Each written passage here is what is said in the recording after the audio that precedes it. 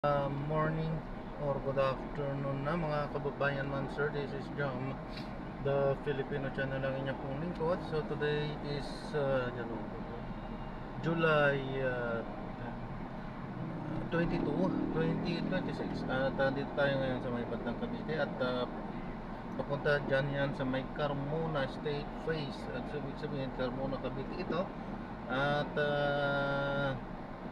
dadalhin po natin sa may NAIA Terminal 3, Barangay 183 Pasay po yan. Okay, so magbabalik po tayo mamaya unti po.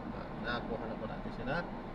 Disclaimer lamang po, ang content po natin ay kalsada at hindi ang passenger. Kaya naman sa sakali man po na may marinig kayong mga pangalan ng lugar, pangalan ng tao, pangalan ng organization sa government o private man yan ay wala pong kinalaman ang channel na ito at wala pong pinapatungkulan at kung ang pinag-uusapan dito ay pawang dito lamang po yan sa loob at wala pong pinapatungkulan sa labas. Magbabalik po tayo mamayang konti pag nakuha na po natin sila.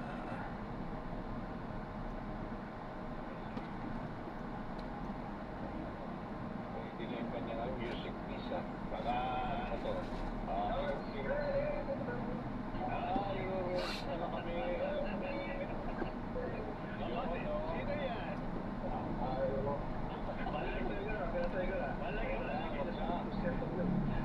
The New York year.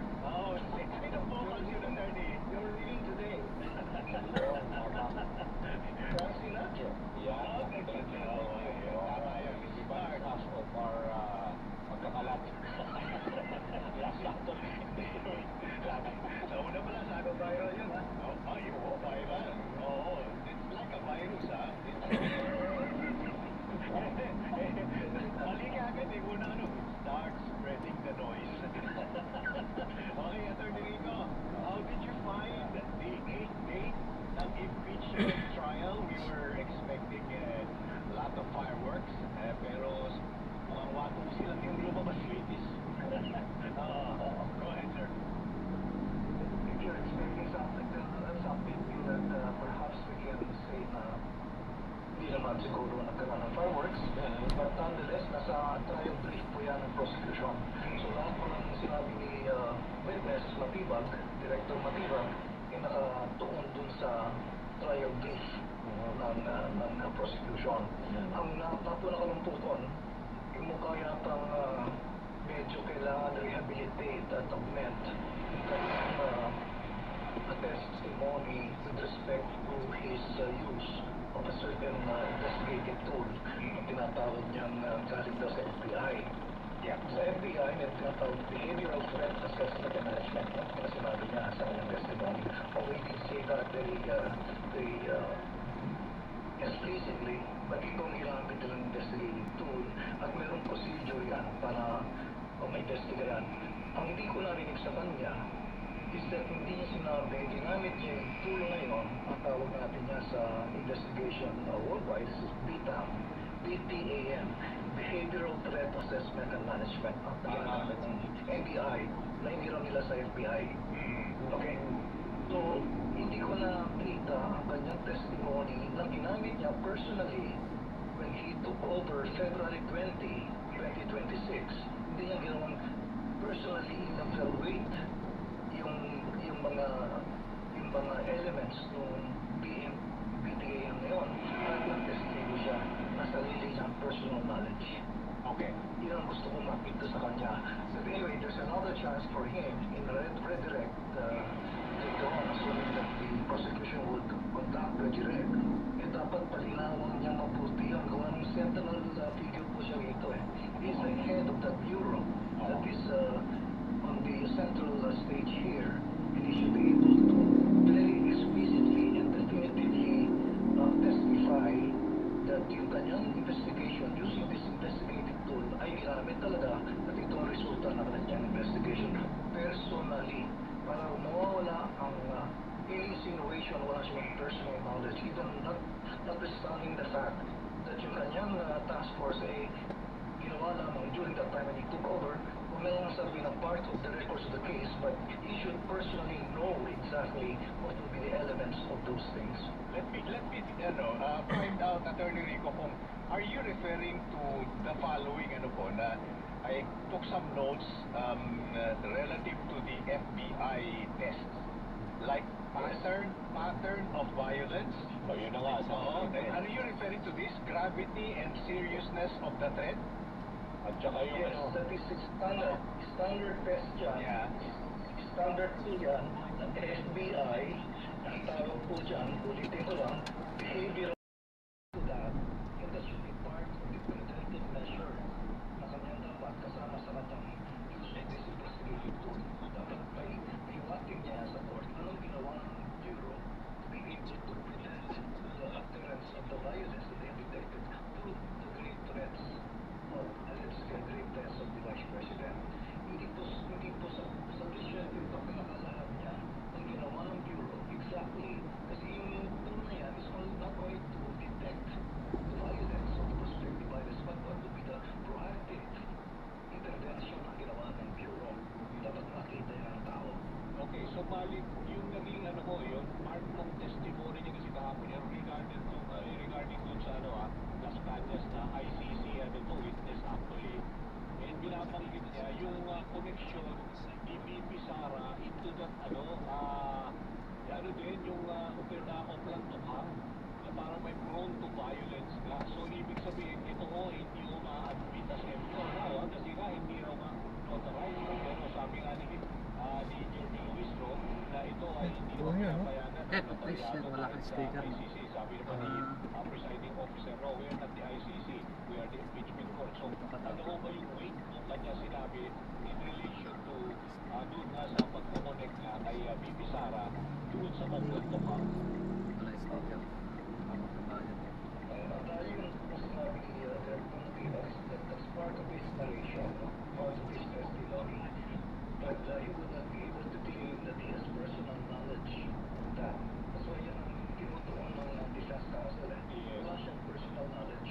But what he can say is that with that aspect into his investigation, and that he has personal knowledge using the tools that I mentioned, meron siyang personal knowledge kung paano ginawa yun at he left that led to his conclusion personally that yung lady sa kanya na yun na kanyang affiliated sa open source hindi kasama dapat sa pag-uusga ng senator judges para makonsider nila yan as part of the yun nga yung parang contentious doon na debatihan nila kahapon. Kung ito ay kasi parang ang sinasabi nyo conclusion niya, pero could that be part also para ebidensya na let's say talagang didiin siya ng defense na hindi, wala naman siyang personal na alam tungkol dun sa testimonya ni Las Cañas? Wala naman talaga siya personal knowledge about that. Unless he can claim that he has personal knowledge, I'm not very sure that he has personal knowledge. Well, if we talk about personal knowledge, Testify on matters of Attorney Rico, kung pag-uusapan natin yung personal knowledge, kailan lang siya naging NBI director to February lang, February, di po ba? kapatid, ang dapat ginawa niya to call the person and interrogate him. Ano ang connection niya dito sa threats na ginagawa ng Vice Presidente? So he would have personal knowledge as to what he heard from that particular Mr. Las Cañas. So pero masasabihin lang niya na narinig ko na sinabi ni Las Cañas open source, medyo hindi po masyadong definitive po yun as a part of the affirmative value of that particular statement. Yun ang po sinasabi ko.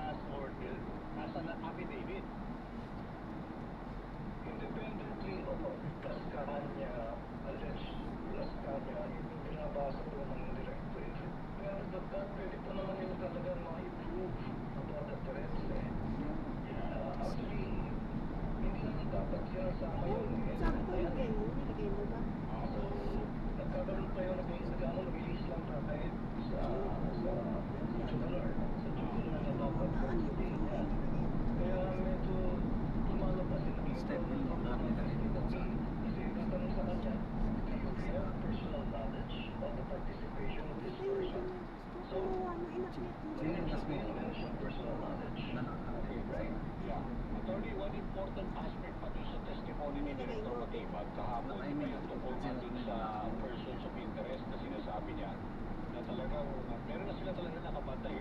Para sa amin lang, konteksto na naman nakikinig, yun na yung parang sinasabi ng marami na yun na yung alleged assassin. Pero yun na nga sinasabi ng persons of interest, although hindi niya nga masabi ang talagang pagkakakilanlan kasi nga syempre importante mako-compromise yung investigation. Pangalawa daw, violation din daw ng data privacy at saka in fairness din daw dun sa mga informants, ayaw niya rin na ma-expose sila.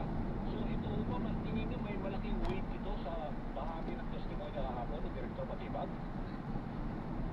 Well, kung ma-explain niya how he was able to get those information or pieces of information, and he can attest to the fact that he actually knew about this information, then qualified naman na siya to testify along that line.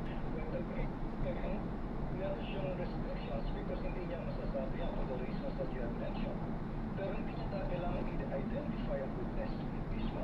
Sabihin na, I'm sorry, I cannot identify the witness. Pero ito ang ginawa ko para makapunta ako doon sa pustayan at I concluded na talagang may threat ang isang vice presidente against the three persons that he threatened to kill. So, yung nasasabihin niya, pero yung process ay dapat ilahat niyang mabuti sa testimony niya.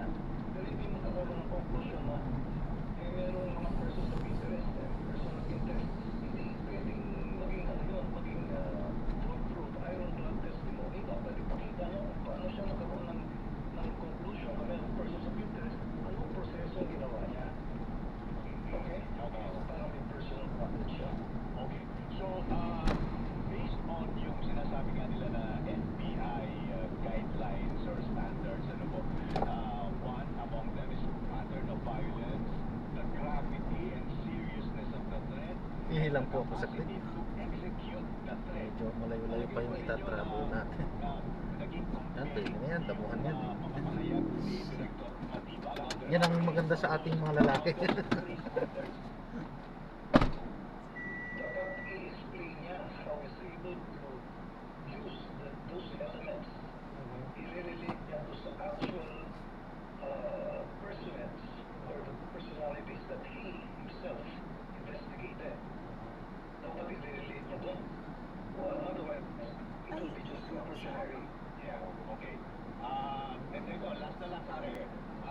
Yung binanggit ni Senator Rafi Tulfo, I think very very succinct yung yung pagkakatanong dahil bakit ba yung teacher na nag-threaten na lulubagan dinampot agad bakit daw itong KBP Sara natatakot ng threat against the president also the president nung una si Duterte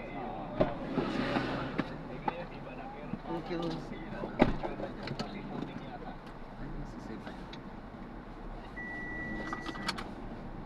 Sorry, there's something that we don't know. Bang ilang Ang isang teacher outlet ng internal traffic pa na nandito bakit hindi naman ng mga high-ranking officials na nagsasalita around that time. Ano pagkababa na? The people. Okay, just to be able to neutralize the discussion. Dapat sabihin sa ba't ganun? Tony, bago tayo mag-wind up kasi malapit alas dos with Director Matibag as the last witness for the article yung grave threats. Tingin niyo ba napalakas ang posisyon at malaking tulong yung kanyang naging testimony although hindi pa tapos yung cross-examination? By and large, na-cover niya yung mga gustong makita ng prosecution sa kanilang pre-trial brief. Kasi nakalahat naman doon is basically Karamihan it ano will be tayo. dependent on the senator judges how to appreciate his testimony. Remember that earlier on, sabi meron tinatanong tayo even before the trial, kaya sabi natin, sino ba ang pinakamalakas na acting dito? Meron nagsabi ng prosecution, may nagsabi ng pinakamalakas na Article 4. At makaroon pa yung conviction. Tingnan po natin yan. Depende yung sa appreciation ng senator judges. Okay.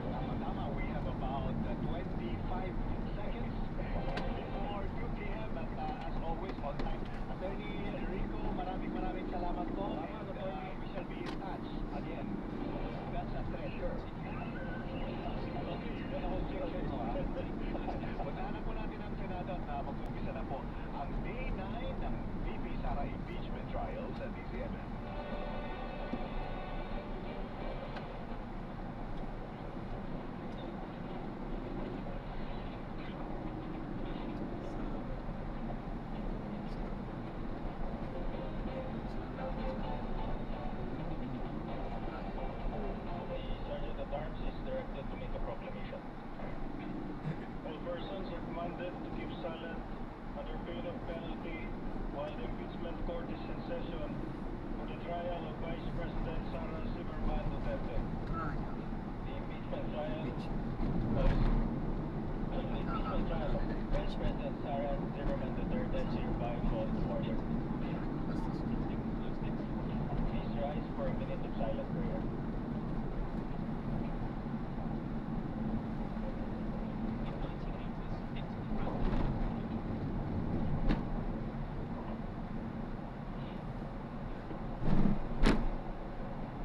Amen. The clerk of court will now call the roll. Call of members.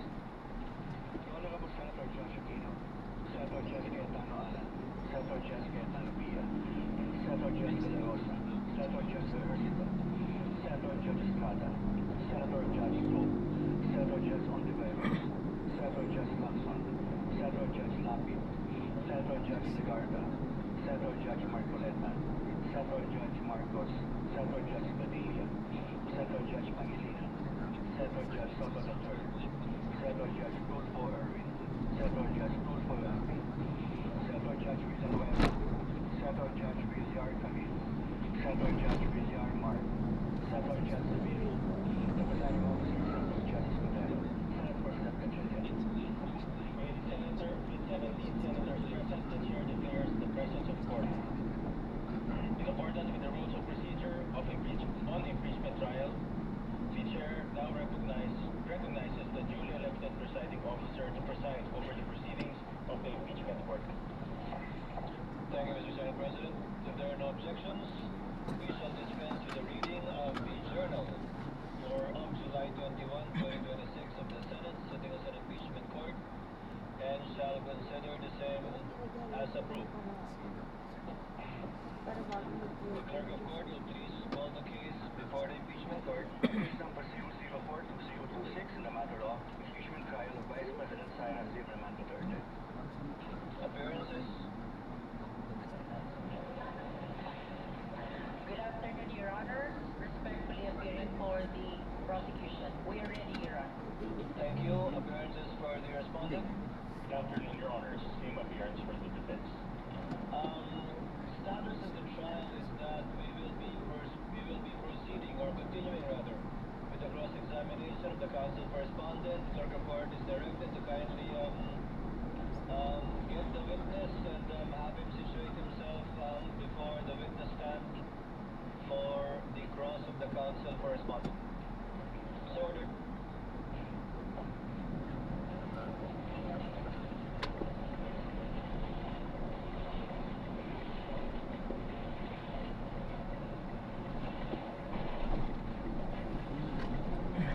Good afternoon, Director Matibag.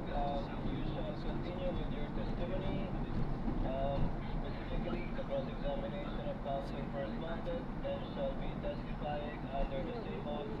Yes or nay? Do you understand that, sir? Yes, Your Honor. Thank you, sir. Good afternoon. And counsel for respondent may proceed when you're ready, sir. Your Honor, considering the interpellations yesterday of senator judges and to give time also for more interpellations today, we'll just go over several cross points, Your Honor. You may proceed, sir. And as instructed by the chair yesterday, the interjections and interventions of senator judges shall be after the cross, redirect, and recross, if any. You may proceed, sir. Good afternoon again, Director Matibag. Good afternoon, sir. Director Matibag, in relation to Article 4 of this Articles of Impeachment, you were likewise subpoenaed by the House Committee on Justice to attend its mini-trial, correct? Yes, sir. Was it a subpoena? Your Honor. As an answer. Ask and answer. Was it a subpoena ad justificandum or lusus stendum or both? I recall that this is a subpoena to suspect or not justificandum. And you appeared on various dates, but you appeared on April 29, 2026, correct? April 29, yes, sir. Alright. Now, you issued Administrative Order number 11 on April 16, 2026, correct? Yes, sir. So, EO 11 was issued only 13 days prior your appearance before the mini-trial. So April 16, 29, minus, that's about it, 13 or 12. days, sir. Alright, and this was one of the documents that you submitted by virtue. Your Honor, I have no question, Your Honor. yes, Your Honor, but I just want to enter a continuing objection to the use of mini-trial. It was never a mini-trial, it is a clarificatory hearing. Your Honor, just a short rejoinder.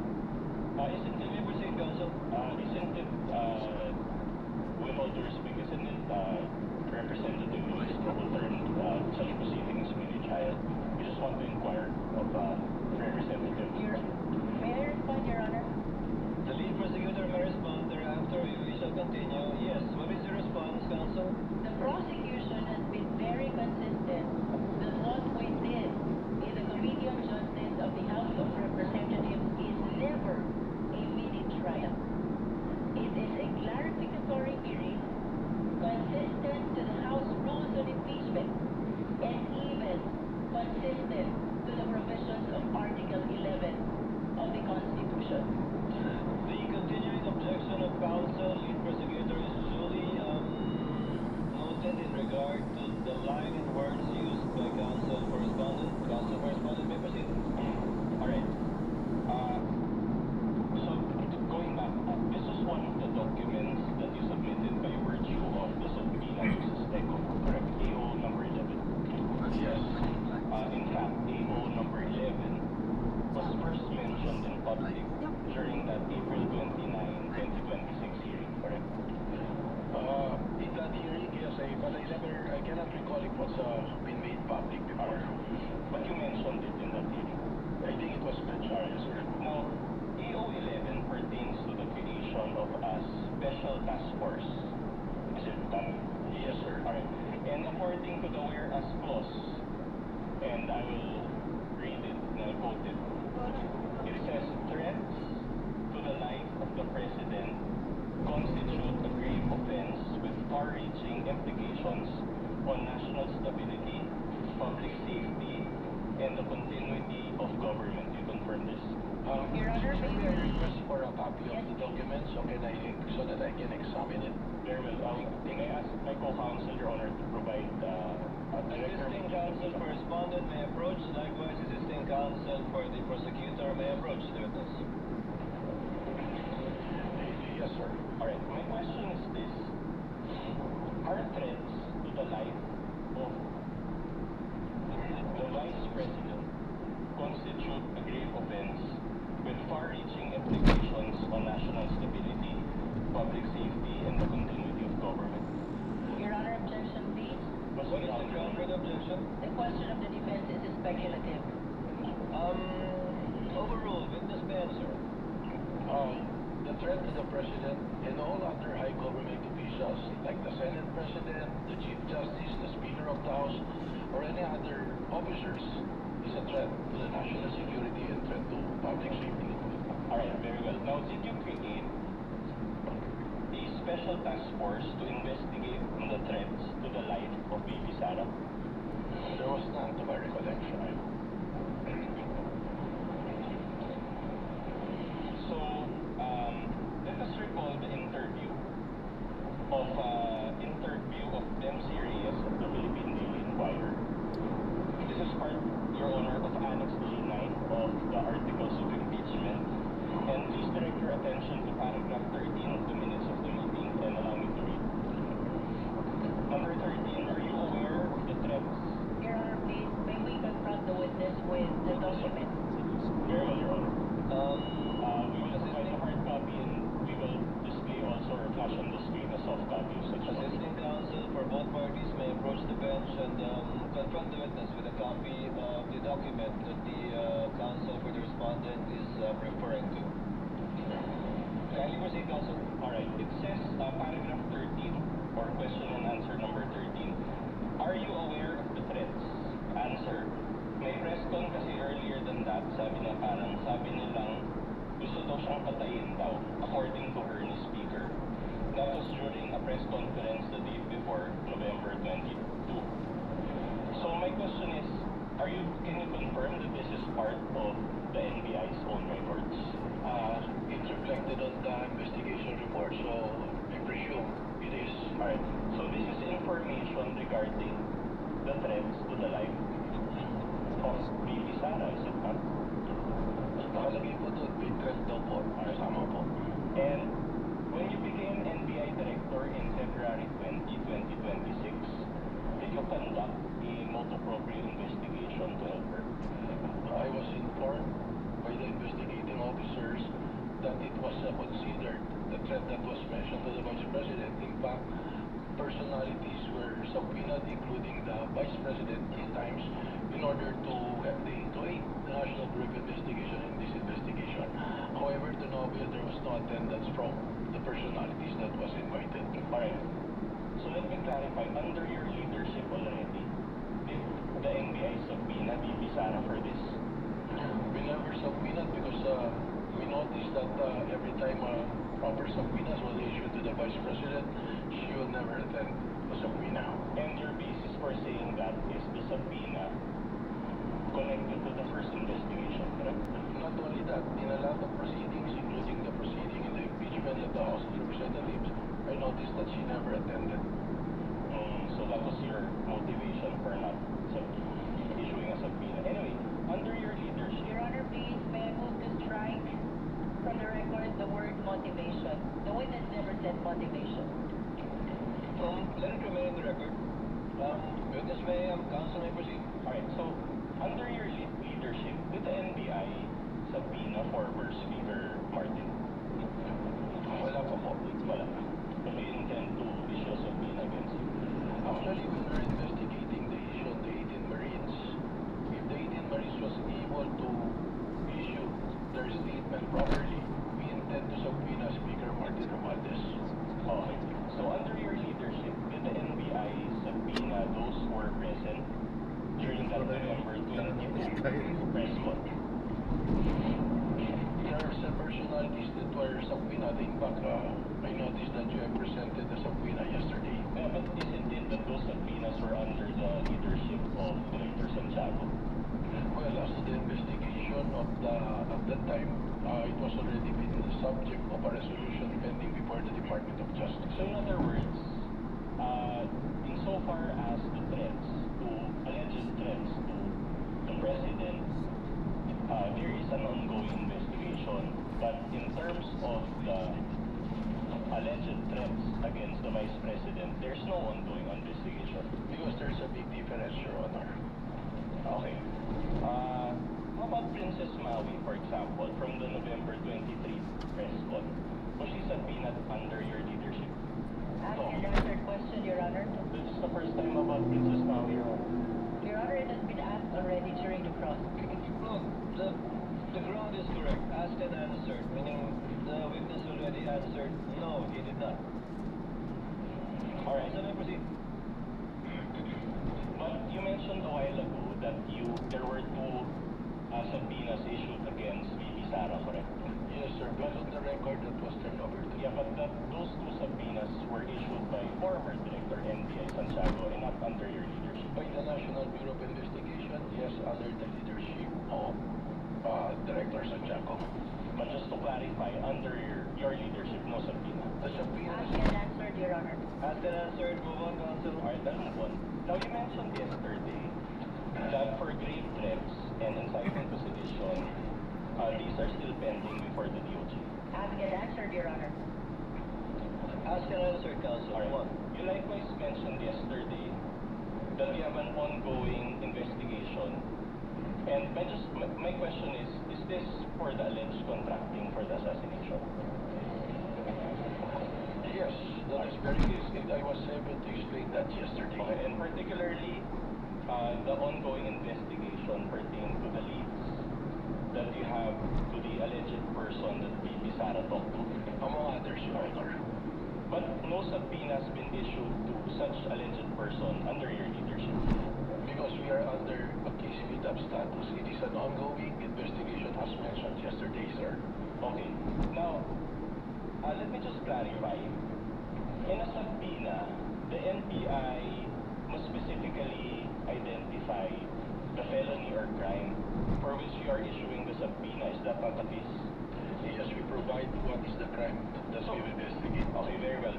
So here, what will be the felony or crime that will be indicated in the subpoena. But you have to remember, we are also have the mandate to protect the Constitution, to protect the peace and order. And if it goes to the national security and peace and order, we are also mandated to investigate. Your Honor, with all due respect, Your Honor, the answer was not responsive. My answer was very specific.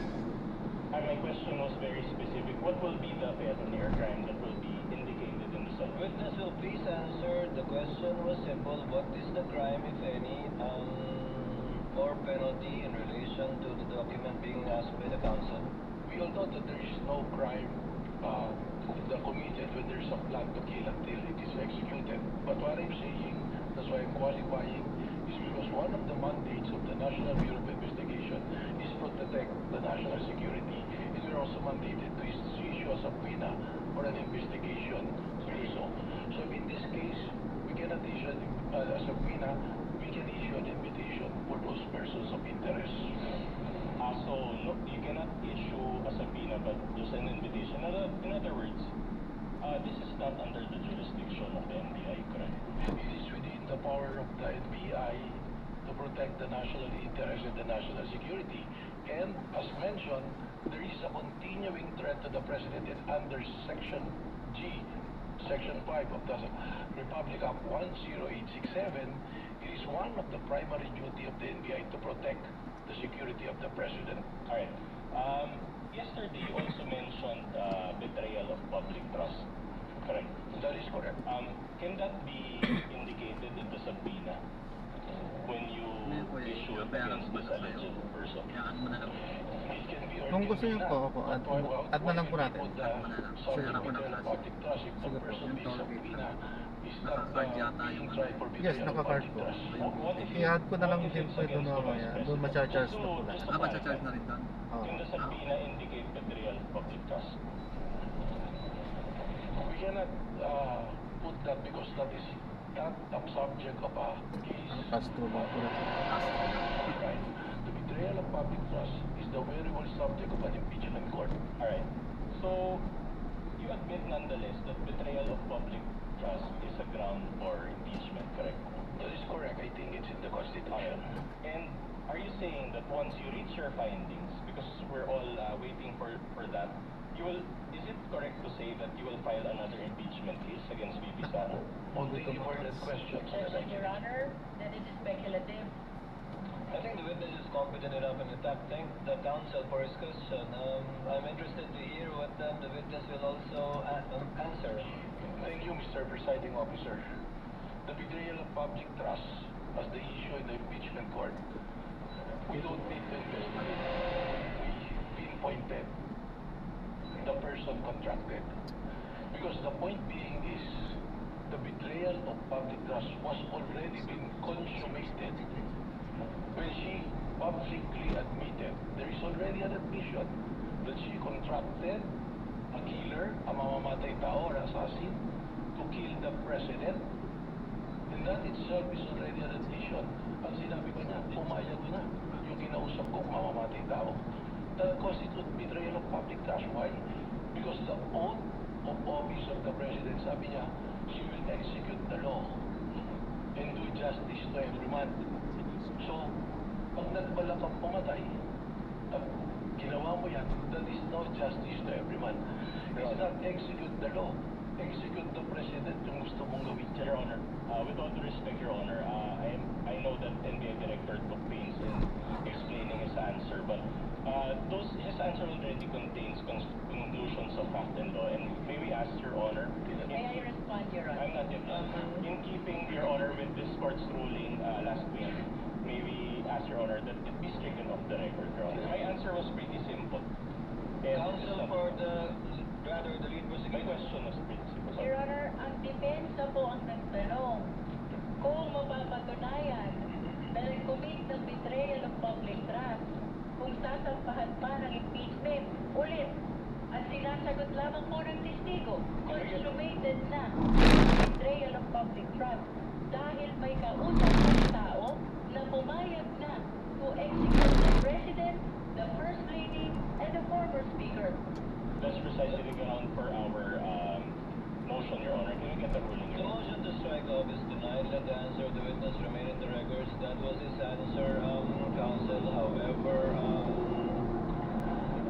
interpretative it may seem with respect to the law, since the witness was qualified yesterday as not only being the NBI director, but also engaged in the legal profession for decades and is in fact a former employee. Let that remain in the records for the consideration of the senator judges. You may proceed, counsel. Alright. My question is this. Are you conducting your ongoing investigation to substantiate this current impeachment case?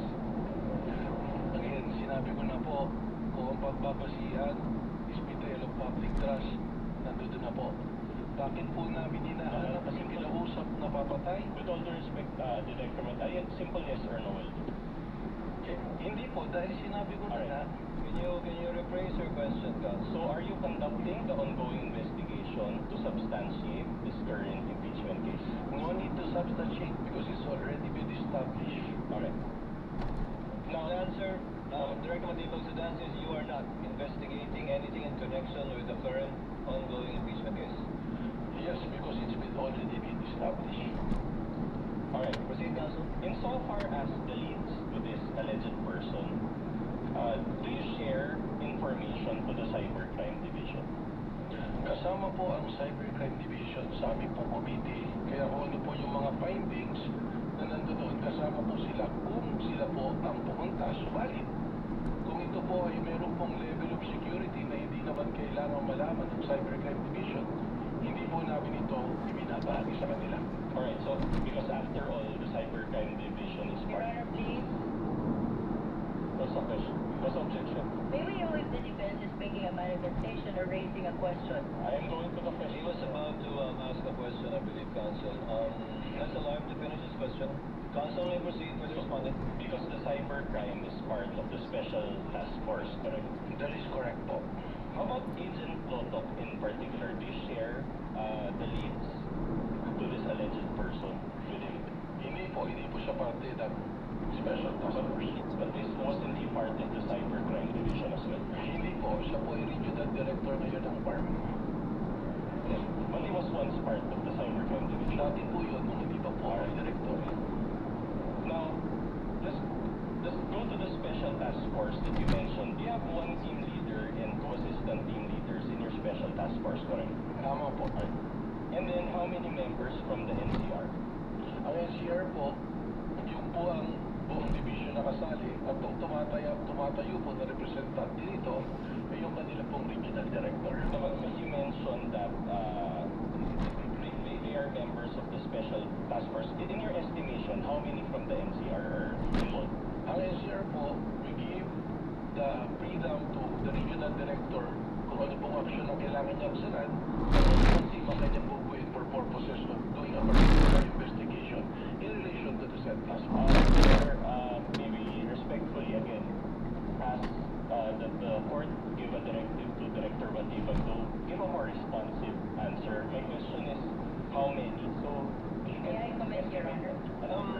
Counsel for the respondent, the question was how many. The answer of the good director was it depends, it would depend on the NCR regional director how many he would assign. Witness will answer if he knows. If he does not, he may so respond as well. Mr. Presiding Officer, sir, the thing is, depending nga po kung ano po yung magiging operation or surveillance na gagawin, we give independence and autonomy po sa regional director kung sino po at ilan ang i-assign. That's why, ang composition po ng Special Task Force ay binubuo po ng 3 na individual at 5 pong divisions po namin. Dahil nga, ang rason po nito, piniliwanag ko po kahapon, masyado pong malawak yung nagiging banta na it already transcends to an issue of national security po. okay, so you cannot give a number. Your Honor, Kasi depende nga po sa It depends on the operations. Let the presiding officer ask a clarificatory question. Hindi naman po mutually exclusive yung naka-assign na ahente po ninyo sa isang kaso lang, di ba? Tama po, Your So Honor. yung national, yung director nyo ng NCR, ilang mga ahente nasa ilalim niya, posibleng 5, 10, 20, 30 iba't ibang kaso ang tinitignan nila. Tama po. At kung ano naman yung kaso mainit na dapat pang hawakan o malapit nang makuha, mas maraming tao kailangan, lalagyan niya ng tao, tatanggalan din niya, depende kung saan kailangan. Yes, Your Honor, tama po. So is it correct to state that at any one time, that number will change? Tama po, eksakto po. You may proceed, Counsel. Alright, so that's for the NCR. Is it the same case for the Cybercrime Division or the CCD? Sa lahat po ng units na nandoon, parehas po yung ating pong protocol na ginagawa. But just to clarify, so it's the same for the Organized Transnational Crime Division? Ganun din po. Alright. For the Technical Intelligence Division? Tama po, sapagkat standard po yung Alright. procedure. For the Digital Forensic Laboratory or DFL? Tama rin po. Alright. Now, are these members of this special task force given additional salary for their work for the special task force?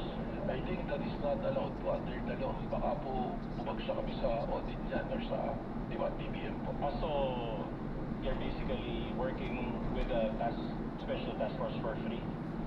Hindi po libre. Empleyado po sila. Mayroon po silang sweldo. At parte po ng trabaho nila yung ginagawa. So in other words, that's already part of their main job description. I think that's how the government system work po. Respectfully. Alright. Now yesterday, you brought confidential records regarding your leads, correct? Tama po. Did you bring those records again? Nandito po. Nasa akin ba yung po? And are these records from the special task force? Iba-iba po. Halo-halo na po. Ano-ano na. Alright. And you mentioned that you cannot share these records to the public. Is that the case? Tama po. Binanggit ko po kahapon. Alright. Now, if the Honorable Court issues a subpoena, will you comply? Pag-aaralan po natin kung naayos sa batas ay pwede nating ipagbigay alam po sa impeachment court na ito. Alright, don't you believe that ang katotohanan ay hindi confidential? Meron po tayong proseso na sinusunod. Kung ito man ay totoo at ito'y magbabailin po sa batas, baka hindi po natin dapat itong gawin. Dapat hindi payagan. Hindi po sa hindi dapat payagan, I think, sa linya po ng inyong Objection, Your katanungan. Honor. The question is already argumentative. I'll just move on to a new point. Anyway, during the time of Director Santiago, and let me lay the basis, around 15 months, they didn't identify the alleged person that VP Sara talked to. And based on your testimony yesterday, it will take 3 to 6 months, even more, for the special task force to come up with definite findings as to the identity of this alleged person, correct? Sinabi ko po, 3 to 6 months, hindi po even more. Okay, we'll just check the transcript for that. But at any rate, will this task force continue to exist and operate until you finally identify this alleged person, or does it have a time limit? Kailangan po aming matagpuan yung pong taong binanggit na kinausap po. So as long as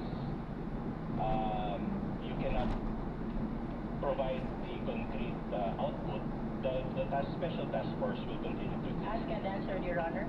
Asked and answered. Move on, Counsel. Alright, by the way, does NBI have intelligence funds? Wala po, sir. Alright. Now, you also mentioned about the range coalition in Club Filipino on April 12, 2026, correct? Tama po. Alright. Now, this was already around 14 months from VP Sara's press con, correct? Tama po. Now, my question to you is this. Was VP Sara present in that April 12, 2026 event? Wala po siya, sir. Alright, no. Now, you mentioned also the concept of kinetic force. Can you recall? Yes, sir. Alright. Now, my question to you is this. Despite the lapse of 14 months and the absence of VP Sara in that event, you still concluded that this event was still part of what you call kinetic force. Is that the case? Tama po. Alright. And based on your findings, this kinetic force came from VP Sara's November 23, 2024 press conference. Hindi lamang po yun. Ang sinabi ko po ay may pagkakaugnay sapagkat yung pong statement na I want to cut his head, gusto ko kunin ang ulo niya, at ang sinabi din po ni Mayor Baste, isang ulo lang ang kailangan namin, ang ulo ni Pangulong Bongbong Marcos. Alright. So, you mentioned also that there was a participant in a PBBM BBM rally that shouted Barilin na yan. When did this happen, if you can recall? Hindi po ito rally, meron pong event ang ating pong Pangulo sa Nueva Ecija na naka-live broadcast po ito sa RTBN at meron pong nag-komento bigla na sinabi Barilin na yan. Can you recall the date of that event? You said, Hindi ko po ma-recall. sabi niya. But is this also part of the kinetic force that you mentioned? Lumalabas po sa aming pong pag-aaral. How about yung nangyari kay Undersecretary Claire Castro in Canada? Is this also part of the kinetic force? Irrelevant, Your Honor. I'm trying to link the base. Witness may answer.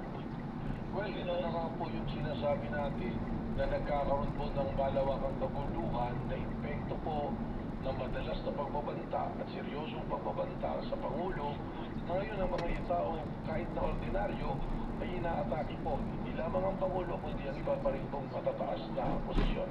So the answer is yes, it is part of the kinetic force. So, in other words, this kinetic force can reach foreign countries.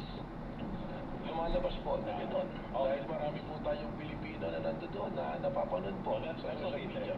Now, how about the flood control rallies? Is this part of the kinetic force? Yung flood control rally na Dito naman po tayo sa labas. Any flood control rally? probably Tatawid lang naman ng ganun. kung maaari lang po sir, ibigyan nyo ba ng specific para po mas may paliwanag ko po.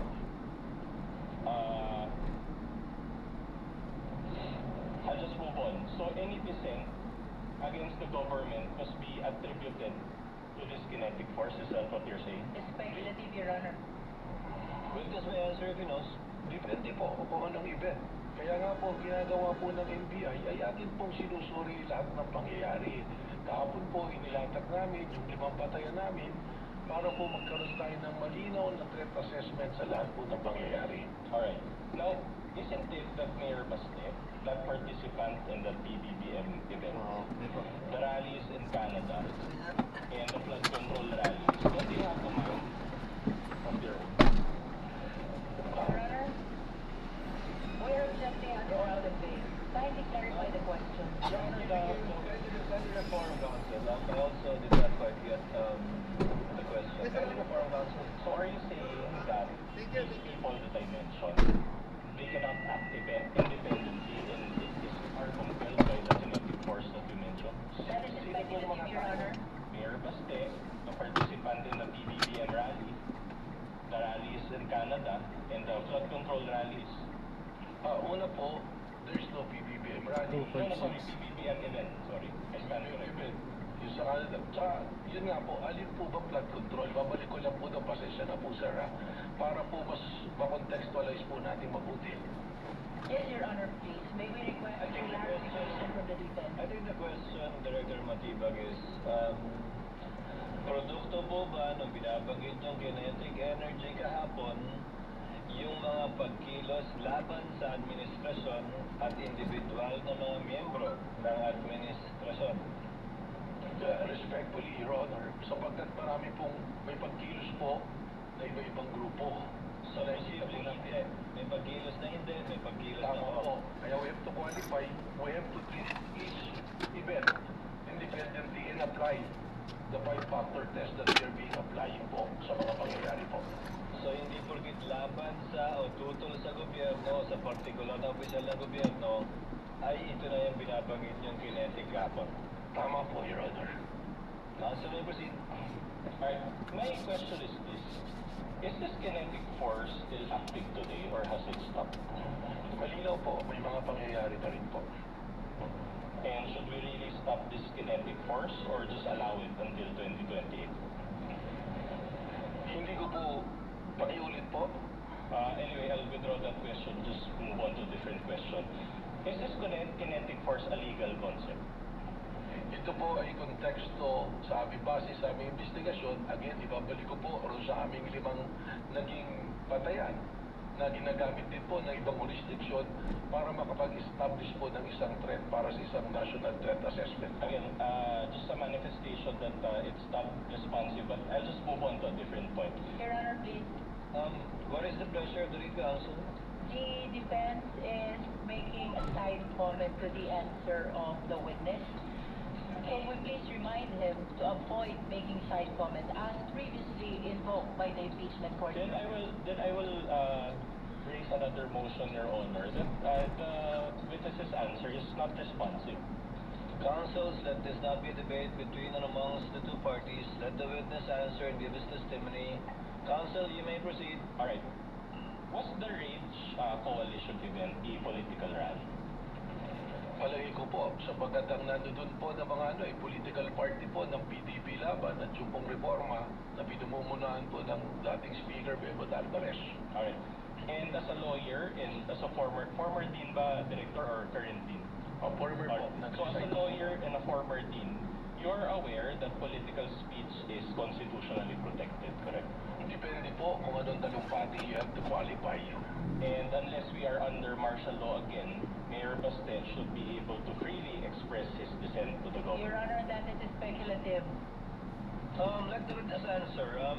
He is competent to answer that question. Unang-una, ama naman po kayo, wala namang martial law ngayon at pwede naman po magsalita, but the freedom of expression has limitation also. Kung ito po ay kung nagpa-violate na ng batas at nakakasama na sa ating bayan, ay hindi naman po ito kasama na sa freedom of expression. Alright. But my question to you is this: did he directly urge the people to overthrow the government in that rally? Ang sinabi po niya, base sa aking testimonya, ay isang ulo lang ang gusto namin, ang ulo ni Bongbong Marcos at kumatatanda po ninyo, ay correlated dito sa mga dati pang mga pangyayari, hindi lang po yung event at sinabi na yun ang aming nagagpasyan, base sa aming pamantayan po sa pag-assess po ng pantao ng threat po. But that was your own interpretation of what That is not only my interpretation, but is the interpretation of the National Bureau of Investigation based on the standards that we follow, consistent to the standards that we're following. Is it your interpretation that those also demonstrate destabilization efforts? Please repeat. Pakiulit. Is it also the NBI's interpretation that those remarks constitute destabilization? Argumentative, Your Honor. No, if the witness can If he knows, Ano pong particular na sinabi? that speech by Mayor Bastet in general. Yung pong kanyang sinabi na ang ulo lamang ni Bongbong Marcos ang kailangan namin, at sabi ko nga, in correlation to the other events, applying the 5-factor standards that we'll be using, which is recognized by other jurisdiction, doon po kami nagkaroon po ng conclusion. Sorry, Director, I didn't quite get your answer. So, are you saying that that's destabilization or no destabilization? Misleading, Your Honor. no, the director hasn't answered yet. He cited the basis, but cut short of answering the question. So is it based on the 5 pillars of your investigation, Director? Well, din po yan, based on the 5 pillars na natin po, lumalabas po na isa doon sa elemento ng 5 pillars, it comply po. So, sumasagot po doon. So, meron At din. hindi po destabilisasyon, kundi banta po sa kaligtasan ng Pangulo na naging banta na rin po sa pambansang seguridad po. So, you're admitting that there was no destabilization? Argumentative, Your Honor. No, it's connected to the question, Your Honor. Counsel, the witness has answered for the appreciation of the senator judges. You may proceed to a similar question or move on to another topic. Yeah, I'll proceed with a similar question. Director, I am showing you a news article. This is Exhibit D-4-66, entitled, and I quote, "Palace dismisses the stab rumors versus Marcos admin." So it was published quite recently, May 12, 2026. And for the sake of time, I will just read the first line thereof. Assisting counsel for the parties may approach. It says here, and I quote, "Malacanang on Tuesday said it has not received any information about supposed destabilization efforts against President Ferdinand Bongbong Marcos Jr." My question to you is this: after Castro speaks on behalf of PBBM, correct? Being the spokesperson, tama po, sir. And based on her statement in this news article, there has been no destabilization efforts against PBBM, at least as of this date. Correct? Well, baka po dapat tingnan natin yung buong konteksto because under a security cluster, may pinag-uusapan po dyan. Maaaring ang tinitingnan niya na walang destabilization there is no destabilization from the rank of men in uniforms. So hindi po natin masasabi na yun na yung kabuuan talaga. Alright. I'm showing you another recent article, Exhibit D-4-67. This article is June 12, 2026. So again, quite recent.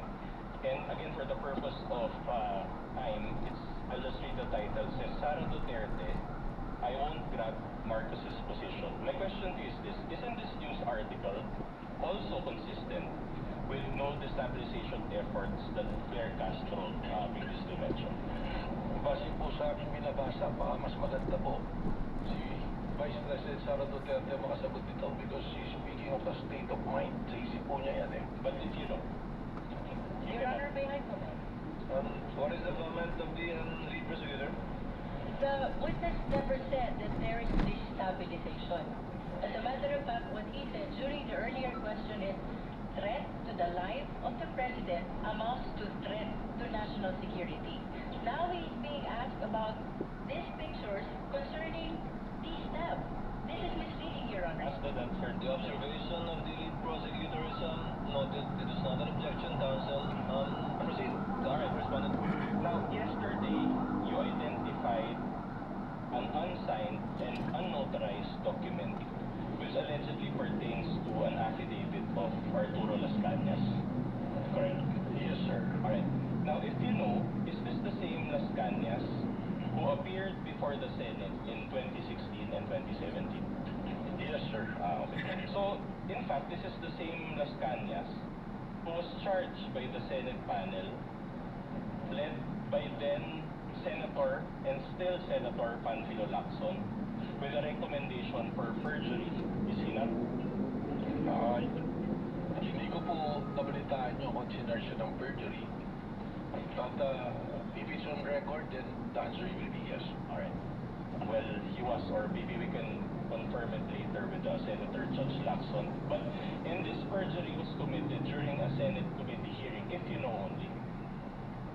Well, siguro po doon natin na lang ilagay dun sa affidavit po na nabasa ko. No, the May I only comment, question Your Honor? is the May I perjury, if you know only, the perjury that was recommended for charging Your Honor?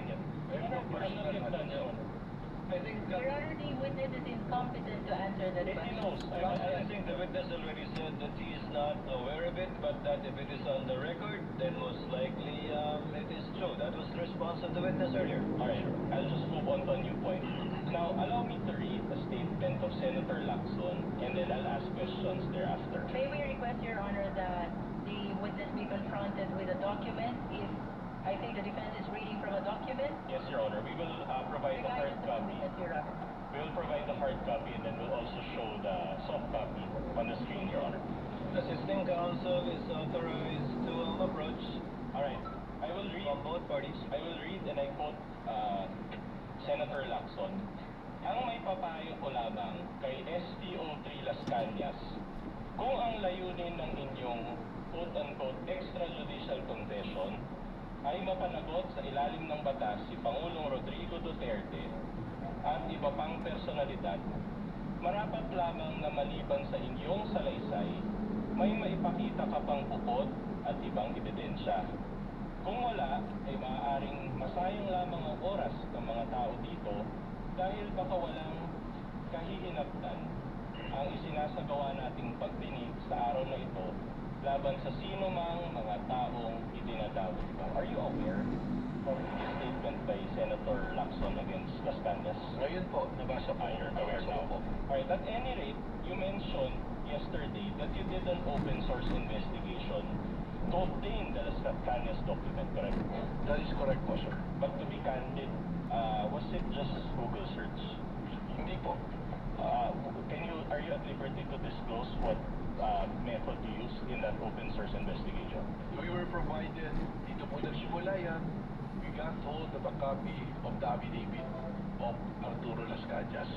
With the permission of counsel for the respondent, the chair will allow the intervention of Senator Judge Lacson given that his name was mentioned, in fact not only alluded to but mentioned by counsel for respondent. Senator Lacson is recognized to give a manifestation. Thank you po. for allowing me to interject. Maski hindi naayos sa unan yung pahayag kanina. Kasi ang worry ko, pag inupuraw ako doon, interpolate ako ni Senator Lapid. So, having said that, anyway, levity aside, Mr. Presiding Officer, basahin ko lang yung portion ng committee report kasi I chaired the Committee on Public Order when we investigated the EJK.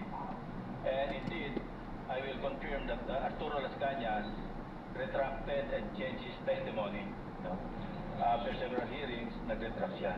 But hindi po ako nag-file ng perjury. Gusto ko like correct yun. Ang recommendation po sa Roman numeral number 6, recommendations, part po ito ng committee report. Ano? In view of the foregoing, the committee recommends the following. 1. Amendment of the revised penal code to increase the penalty for the crime of perjury. Yun po yung context na dahil committee report ito, nagre-recommend ako na i-amend yung revised penal code, particularly sa criminal of perjury. Pero gusto ko lang i-correct na hindi ako nag-file ng perjury. Thank you, Mr. The manifestation is noted. Counsel, may the respondent may proceed. But are you at liberty to disclose who searched for that Las Cañas document? Ito nga po, yung pong dokumento, we got all of it. Sabi nga po natin, meron po kami mga tinatawag na amin po mga informants at mga source. It was provided to us.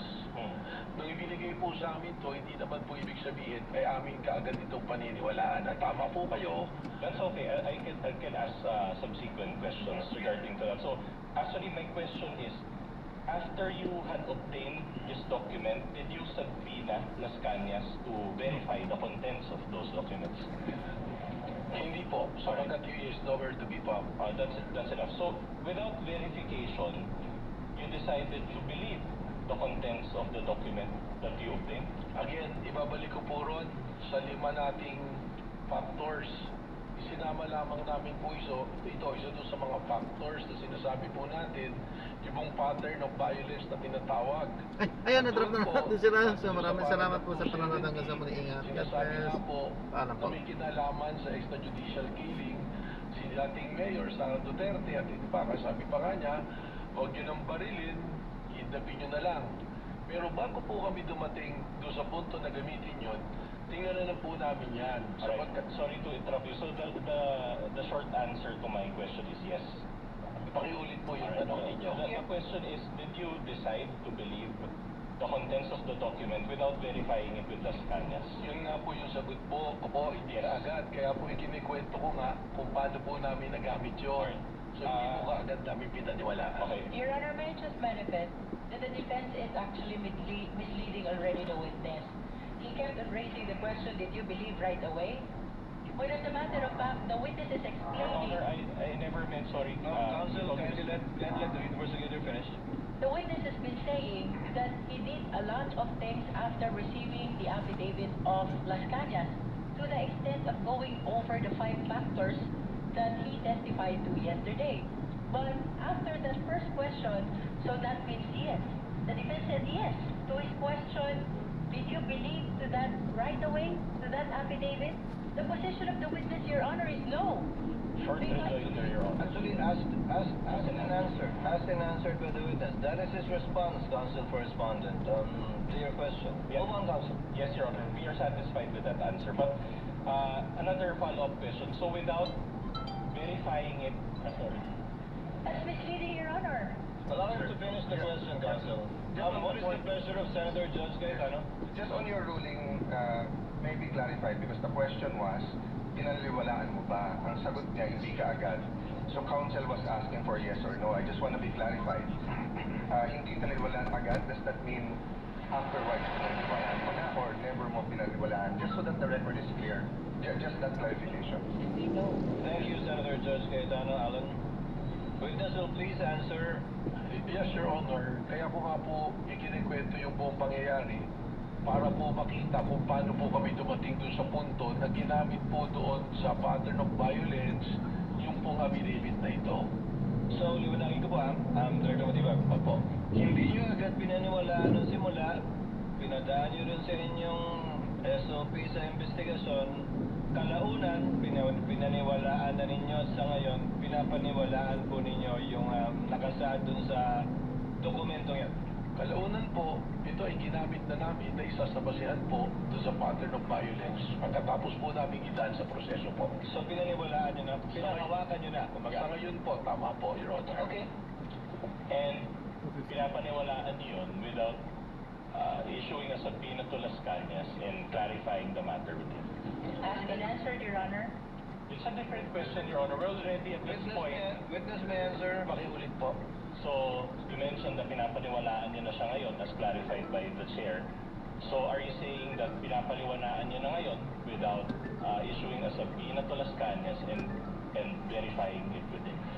Hindi po nag-issue ng subpoena kay Las Cañas, pero meron pong naging verification process. Alright. But not with Las Cañas. Who is the author of that document? As and answered po, Your Honor. The presiding officer would like to remind the witness to kindly avoid making a ruling for and behalf of the presiding officer. Pasensya na po, Your Honor. But the gentleman would have been correct. The presiding officer would have said the same thing. Thank you for saving me the trouble. But try to avoid that. You have arrived at your destination. Sorry po, Your Honor. Alright, thank you. Counsel may proceed. Alright. Director Batiwag, yesterday I identified two videos and you related it with the alleged pattern of behavior of VP Sara. Correct? The first video that you showed, I think, involved the sheriff. Tama po. Right. But that incident, will you confirm that that incident took place on July 1, 2011? Yes, long time ago po. So around 15 years ago. Tama po. And did you still find it relevant to use that video? Under po dun sa 5 factors namin, ang tinitingnan po natin For sa sure, pattern of konting violence bliss lang po is dahil historical behavior. medyo konting bliss lang po. With the permission of counsel, Bawal po kasi dito. What is the pleasure of Senator Judge Ontiveros? Sinusugal lang namin yung ano para lang Sir, makasakay presiding officer, before the defense pero moves on to a bawal next po dito. question, is to ask a follow-up question on Porsyon, ano the po? previous topic. Tama po. On this matter, On the matter of the Las Cañas affidavit, Mr. the Presiding. lady may Arriving in 19 proceed minutes with, at 3:12 p.m. That question on Las Cañas only. Salamat po, Mr. Presiding Officer. Follow-up question, Mr. Witness. According to your testimony yesterday, you reviewed Arturo Las Cañas' affidavit as part of the larger investigation concerning the Vice President's capacity to carry out the alleged threat. Sa pagkakaalam po ninyo, Director, at batay din sa larger investigation na iyon, sinagot po ba ng Vice Presidente sa anumang paraan yung mga alegasyon sa affidavit na yon ni Las Cañas? Your Honor, marami po kasi kami, yun nga po yung gusto kong ipaliwanag. Marami po kasi kaming mga i-consider na tinatawag natin po na officers intel. Yan na po yung mga news, mga report. At nung tinitingnan po namin yan, si Arturo Las Cañas, meron pa po siyang lumabas na balita noon nung isinumite itong affidavit na to sa ICC. At maalala ko po, meron din po lumabas sa balita na mismong si Vice President Sara Duterte, parang sinasabi po niya roon na hindi ko kailangan ng DDS para gumawa ng kayang gawin ng DDS. Something to that effect po. Na-consider po namin lahat po yan. Sa sinabi di umano ni Vice President, sinabi niya hindi niya kailangan ang DDS para gawin ang Yung kayang gawin ng DDS. Something like that po. Opo, hindi ko po eksaktong ma-recall yung phrase na pagkakasabi po. Salamat, Mr. Witness. I may return to that point later. The lady may do so after the cross, redirect and recross, when she avails for time. Counsel for respondent may proceed. Alright, let's go back to the sheriff incident. I'm glad you mentioned his historical background. Are you aware that that sheriff incident pertains to relief operations that were being conducted by the Vice President, then Mayor at that time, or Vice Mayor? Ang pagkakaalam ko po doon sa balita na yun, itong sheriff na to is trying to enforce a valid order from a legitimate court, demolition order po ito, na ayaw ipatuloy po ng then Mayor and now Vice President. So, I might not be aware of a relief operation, baka po paliwanag po sa akin. Are you aware? I'll just ask you if you're aware. Are you aware that it involved a flash flood? This incident happened after a flash flood in that particular community. Hindi po lumabas If you know, alright. I have no knowledge of that. Are you aware that VP Sara asked that sheriff for an extension of 2 hours just to help the victims? Yung po yung lumabas sa balita. Alright. And this sheriff and the demolition that you mentioned involved the demolition of informal settlers in that area. Opo, kaya po may order of eviction na ibig sabihin po, informal settlers po yung... Are you aware that 30 people died during that incident? I have no knowledge of that, Your Honor. So, in other words, are you also aware that it was the sheriff's refusal to provide the 2-hour extension? That's why VP Sara got... Well, that is the claim of the dead mayor. If you know only, if you know. I have no knowledge of that. Alright, I'll move on to a new point. Now, you also mentioned to establish this alleged pattern of behavior, the October 18, 2024 press con. Correct? Tama po. And this press con took place, obviously, before the material that you used for the November 23, 2024 press con. Tama po. Alright. I'm showing you a video. Your Honor will just show one video, it's around 1 minute.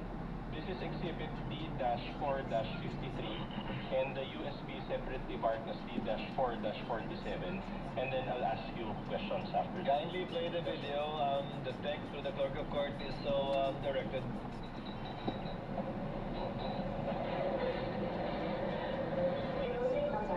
Louder this time. And I'm really like, can I have your watch as a vacation gift?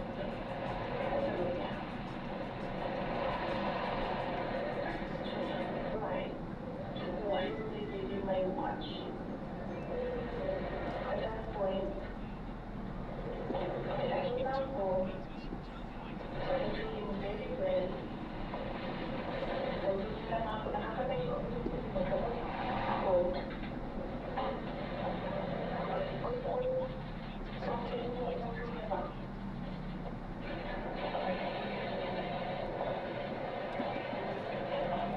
I realized overtake na yung relationship.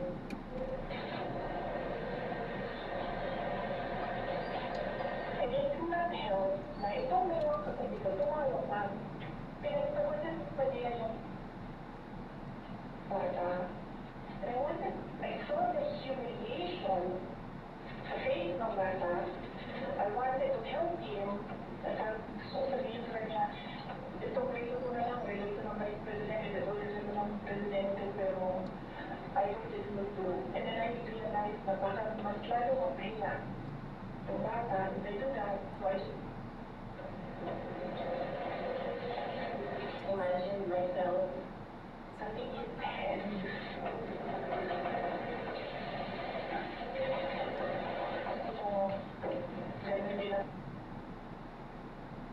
Alright. So is this the video? First of all, did you watch this whole video, Director Matthew? I've watched not the entirety of the video. Not the entirety, because it's a long video. It's That's correct. almost 2 hours. But my question to you is this. Is this the video where you based your finding that VP Sara said, gusto kong tanggalin ang ulo niya, imagine cutting his head off? Is this the one? Yun po. Alright. Yung video na yan. And will you agree with, wasn't this press con heard by the general public? Opo. And didn't VP Sara say her statements in jest? Well, Speculative, Your Honor. The witness is smart enough and competent enough to answer. Nevertheless, Your Honor. Witness may answer. well, again, I will say I cannot go into the state of mind of the Vice President, and precisely the reason why do sa pattern of violence, kasama po talaga yan yung pag consider natin. I understand her disgust to sa nangyari, but probably pag pinagsama-sama, aming napanood, kasama po yan, doon po namin na-establish yung isa doon sa 5 factors na pattern of Yeah, violence. I understand what you're saying, but my question to you is, didn't you take VP Sara's statement out of context? Mahirap po para sa aming law enforcement na yung ganyang mga statement ay aming pong babaliwalayan. Katunayan, alam naman po natin kahit nga biro, halimbawa po, yung bomb joke pa po sa aeroplano, inuuli natin, it's a different thing if you're doing a bomb joke sa aeroplano tsaka sa open field na kayo lang. So, sa amin po sa law enforcement, we have to give credits to that and i-process po namin. So at any rate, you consider this portion of VP Sara's statement to be grave and serious, to be a grave and serious threat based on the standards that you mentioned yesterday? Hindi po yun ang sinabi ko. Ang sinabi ko po, kasama siya doon sa consider na marami pong factors para ma-establish po ang pattern of violence. Isn't that kind of a stretch? It's argumentative, Your Honor. Argumentative, move on, counsel. Nothing further, Your Honor. Salamat po, sir. Redirect, lead prosecutor. Any redirect? Your Honor, may I request for a 5-minute break? Instead of granting the break, Chair will open the floor for the interjections and interventions of some of the senator judges. You have your 5 minutes, counsel. Senator Judge Erwin Tulfo, thereafter Senator Judge Lacson, thereafter Senator Judge Rafi Tulfo, and hopefully Senator Judges Villanueva and Pangilinan. That might be in excess of 5 minutes already. We will just Your Honor. we're making the most out of the 5 minutes. Yes, Counsel. Just one manifestation, Your Honor, regarding, Yes, Counsel. regarding the interpellation of the good Senator Ontiveros.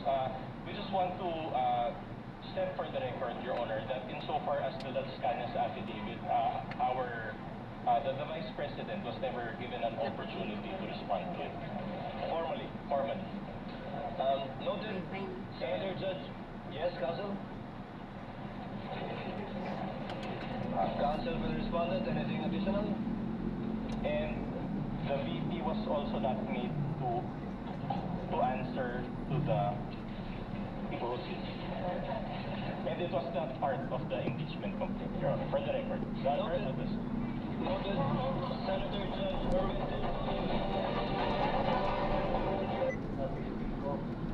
Kahapon po, nabanggit po ninyo na meron na po kayong persons of interest na umanay kinausap na po ng VP Vice President Sara Duterte para patayin umano ang Pangulo, First Lady at former Speaker of the House. Tanong po, paano pala ho ninyo ito natalisod, natuto ng impormasyong ito? Gayong sa kanya pong press call, wala naman pong siyang sinabi kung sino mga tao. Sinabi niya lang na may kinausap na po siya. How did you find out? Ganito po yan, sa lahat naman po ng kaso na hinahawakan po ng National Bureau of Investigation, para po maging successful yung aming pag-imbestiga, ay nagre-relay po kami sa iba't ibang intelligence report. Yun nga po, may tinatawag tayong open source intel, human intelligence, and we also use tools to monitor things. At i-trim down po tayo niyan, tinitingnan po natin hanggang dumating tayo doon sa punto na mayroon pong resolusyon yung ating pong kaso tinitingnan. With regards to po sa persons of interest, yung prosesong ganyan po ang atin pong sinundan. Okay. Without mentioning po kung sino itong mga tao na ito or yung pagkakilala nila, kung nasaan sila, maaari po ba ninyong bigyan kami ng idea itong mga persons of interest na ito? Kung ano po talaga ang trabaho nila, kung sila po ba talaga yung mga hitman, o mga gun for hire, o riding in tandem, ano kung klaseng trabaho meron itong mga ito? Well, siguro po, ganito, although I cannot reveal so much and the identity, but going through the process na sinasabi ko nga po, so we're using informants, may mga sinusundan po tayo. Ang una-una natin kung tinignan dyan, yung nga pong sinabi na kumausap ng papatay, at yung pong papatay ay pumayag na. So, ano pong ginawa natin dito? Tinignan na natin kung saan sphere po papasok, sino ba yung pwede, saan ba pwedeng nanggaling yun? Hindi kagad sino, saan po ba pwede nanggaling yun? At lumalabas po rito, alam natin yung kasaysayan, malawak po ang kanyang tinatawag na connection, yung network po. alam naman natin na siya yung vice-presidente at ang dating Pangulo ay kanyang ama, ibig sabihin nakadevelop po ito ng mga relasyon. Una-una na sa mga men in uniform na hanggang sa ngayon, marami po rito na na-appoint pa niya nung panahon na sila ay nandiyan. Nandiyan din po, binanggit ko yung Vice President sa security group at yung po mga death squad. So tinignan po natin at tinignan may process of elimination yung mga tao po na maaaring dun nang galing or maaaring nakakaalam. And by process of elimination, nag-start po kami maraming individuals. Hanggang sa matrip down po namin ang matrip down. Hanggang sa ngayon, kaya sinabi ko po kahapon, nakagalang-galang nakatanungan ng ating Senate President po, eh, gano'n pa katagal pa to? And I said, we have great progress. Dahil nagsimula po kami sa marami ngayon na trip down na po namin sa ilan na personalidad po. Okay, pangalawa sa huling katanungan ko po, Inumistigo, ay ito pong threat na ito po hanggang ngayon ay continuing threat po ito or pwedeng i-execute anytime ng mga sinasabi ninyong persons of interest? Yun na po yung atin pong pangamba na nakikita. Because hindi po natin nakukuha. Sigurado po tayo na may kinausap at pumayag. Subalit yung pagkakakilanlan ng tao kinausap ay hindi pa rin po natin nakukuha. So ibig sabihin po, yung threat po na ito sa Pangulo is a continuing and active threat po. It's serious. So yun po yung gusto nating i-address dito. Huling katanungan na lamang, as a witness, na-informa na po ba ang Pangulo at ang kanyang PSG para alam mo nila ang kanilang gagawin at hindi sila malingat sa kanilang seguridad? Meron po kaming tuloy-tuloy na makikipag-ugnayan sa palasyo po. We will not mention to exactly yung mga kausap po namin doon, but there's always continuing threat assessment po na ginagawa po kami. Thank you, Mr. Witness. Presiding Officer, thank you. Thank you, Senator Judge Erwin Tulfo. Senator Judge Lacson. Thereafter, we will recognize first, with the indulgence of Senator Judge Rafi Tulfo, the lead prosecutor for her manifestation. As I understand, she asked for time for a huddle to determine whether she will still conduct redirect. So, Senator Judge Lacson is recognized. You have 2 minutes, sir. Thank you, Mr. Presiding Officer. Follow-up lang ito doon sa mga points raised by Senator Judge Rafi Tulfo kahapon relating to 3 similar cases. Ronald Mas, Mayor Baste Duterte, saka BP Sara. Hindi ko na bibelabor yung Ronald Mas and Mayor Baste kasi aware naman ako doon sa Rule 113 Section 5 sa warrantless arrest na hindi pwede yung nagkamali nga yung NBI kay Ronald Mas kaya na-dismiss yung case. Dito ba? But I'm more interested in the cases of Mayor Baste at saka kay BP Sara. Kasi almost similar yung kanila mga sinabi, pero I'm just wondering why you did not investigate Mayor Baste, pero si Mayor Sara, hindi lang kayo nag-investigate, nag-refer pa kayo ng complaint sa DOJ, hindi po ba?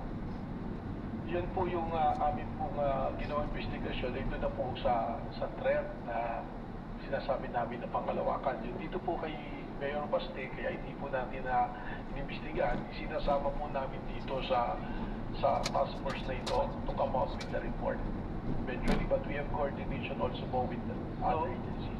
Yes, so walang ongoing law enforcement investigation against Mayor Baste. Malapit na Kasama po dito sa ano po namin sa special task force po. Yung bang special task force, and this was this was also raised by the presiding officer nung nasa kami kanina.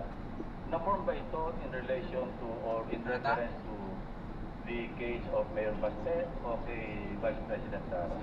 Yung pong trigger point na nangyari dito, yung po kay Mayor Baste po. But prior to that, we are continually monitoring the threat. Kasama po sa aming pag-uusap yan. In fact, yung pong aming reporting ng records as early as nag-assume po ng February. Mga first week pa lang po ng March kasama na po sa reporting yung mga threat assessment. But nung napansin po namin na itong rage rally na to can escalate to a bigger threat na national security, doon po namin ibinasok ito. So mas ang ginamit niyo yung kay Mayor Baste as an open source. kesa sa mag-file kayo ng criminal complaint against Mayor Baste. Ganun po yung naging process namin dito, but eventually we have an agreement within us that if we can establish that the elements for great threat will be there, we will be contemplating also on filing a great threat and inciting to sedition as well. Pero halos pareho eh. Kaya iniisip ko, baka meron double standard.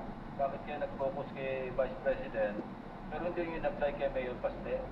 Halos pareho yung sinabi nila eh. Na maliwanag naman, bukod doon sa January 2026, na ulit pa ng April 12, di ba?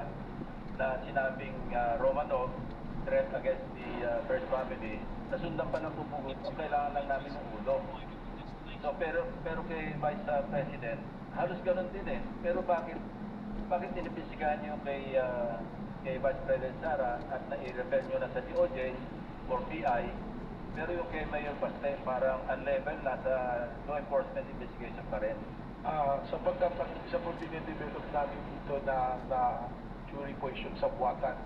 And alam po natin, if we go to court using the jury of conspiracy, medyo mas mahirap po na ipasok na kaso. Kaya it's taking much time to develop the case po. A request for additional time, Mr. Presiding Officer. Punta lang ko yung Las Cañas. Opo. Okay.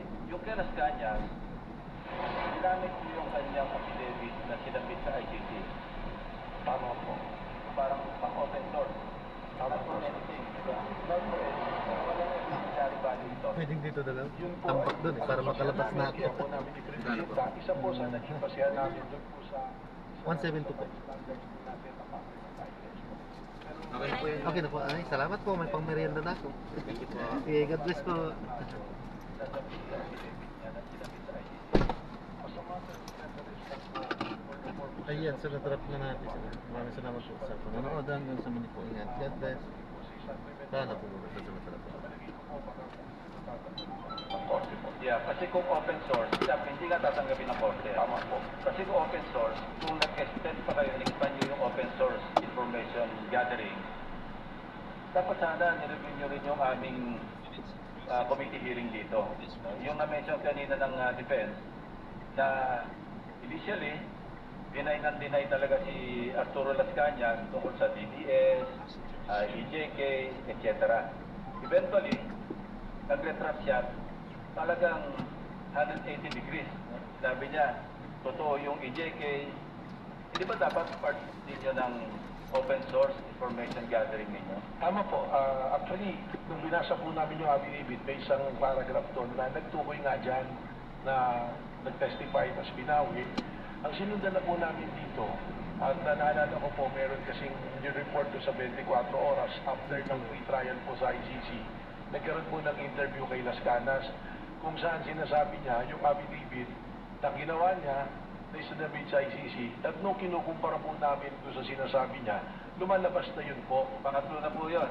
So, Alam nyo, iba yung affidavit niya, yung kanyang testimony sa Public Order and Illegal Drugs Committee, which as I said earlier, I chaired. No? Kaya alam ko yung familiar ako.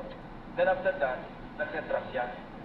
Talagang complete turnaround. Tama po. So I even consulted a retired justice na kaibigan ko, ano bang mas patimbang dito? At sabi niya, talagang jurisprudence, yung original na statement, ang mananaig, kesa doon sa parang binaliktad na statement. Which I also agreed. Ang point ko lang is, bakit parang napili lang kayo ng open source?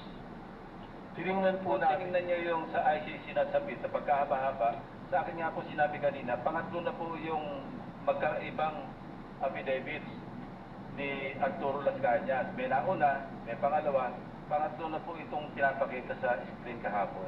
Tama po, and we are also aware dun sa pagbalik-baliktad. But on the news that I was mentioning po, Your Honor, mismong sinabi niya, pipirmahan yung affidavit, at sinabi po niya, this is 186 pages.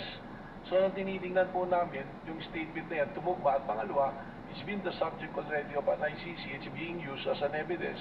At least there is a legitimate court that's looking into it, which it was considered, na ibig sabihin, tinanggap po ng isang lehitimo na korte po.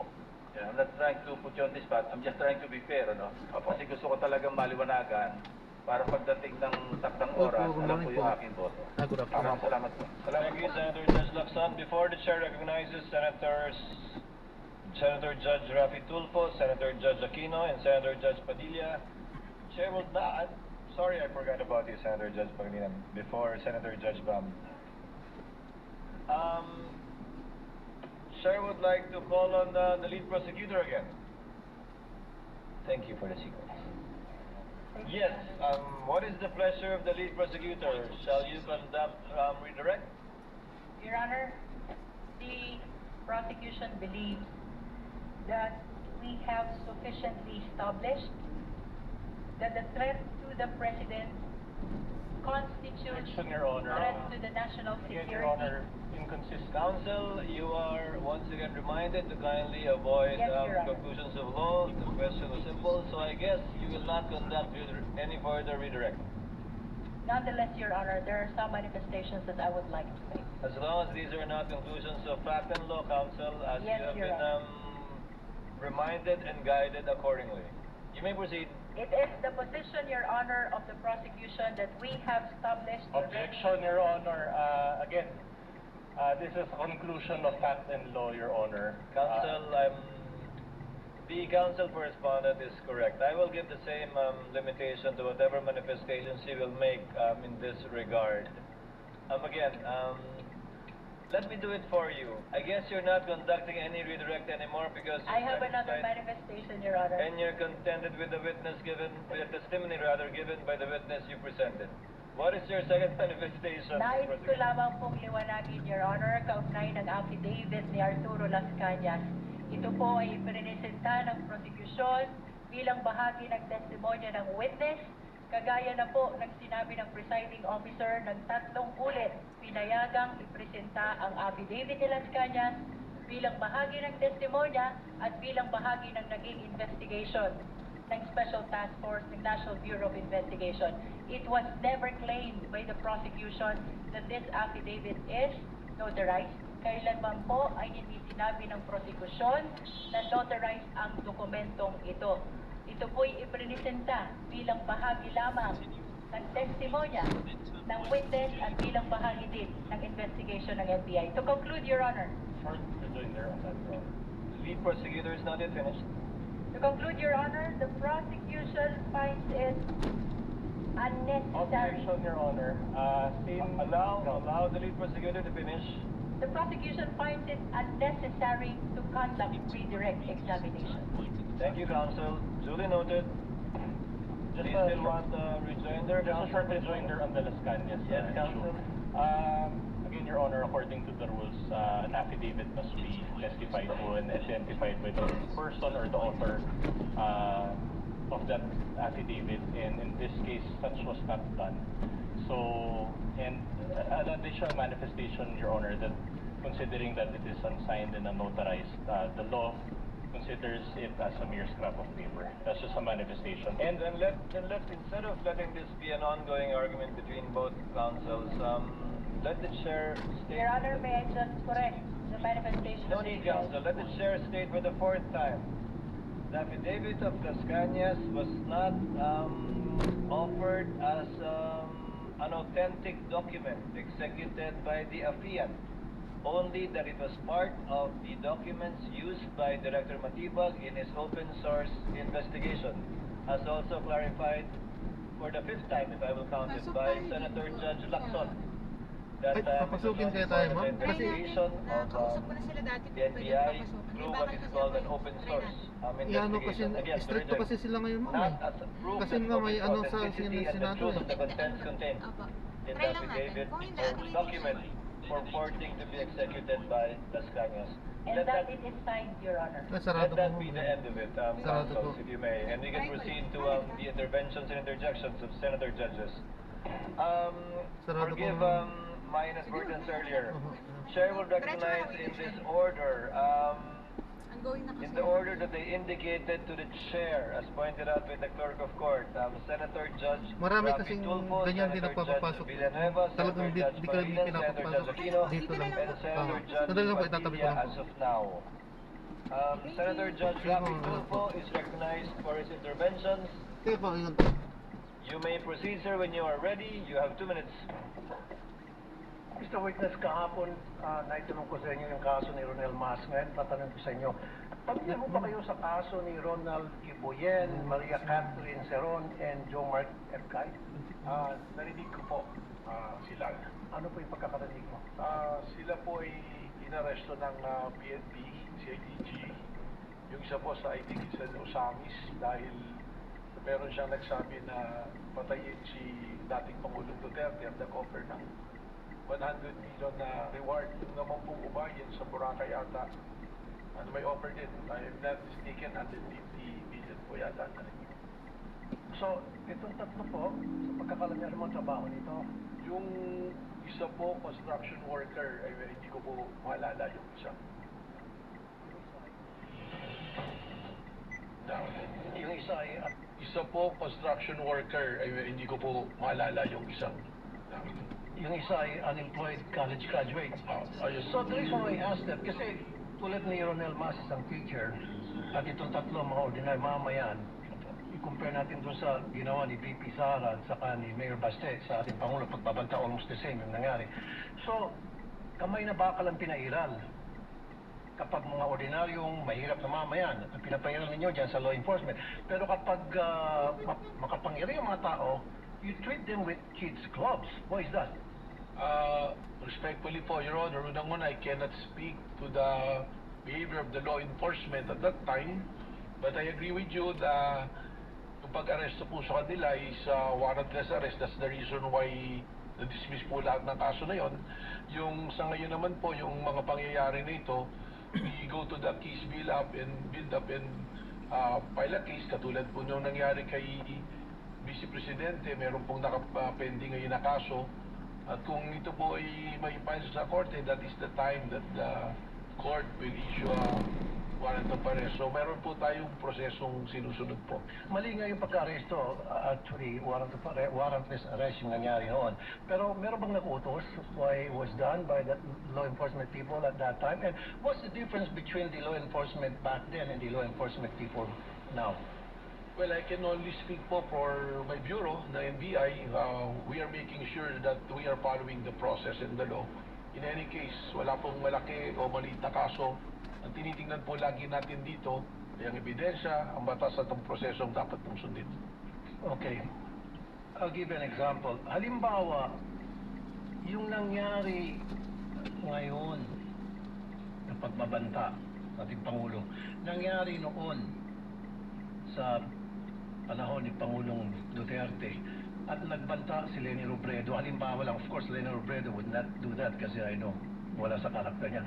Nagbanta si Leni Robredo kay Pangulong Duterte at matindi yung outburst niya at pagbabanta. At ganon din naggagawa ng follow-up ang kanyang anak. What would have happened? Sa tingin niyo ba, possible na merong gagawang pag-aresto si PRD tulad ng ginawang pag-aresto doon sa mga teachers, sa teacher, construction worker, at unemployed college graduate? Well, respectfully, it's calling for an opinion, but siguro meron po akong pwedeng pagbasihan base na rin po sa inyong sinasabi na construction worker, teacher, inaresto dahil sa banta. Posible po. May possibility na baka arestuin po kaagad ang Vice Presidente noon. Thank you, Mr. Witness. Thank you, Senator Judge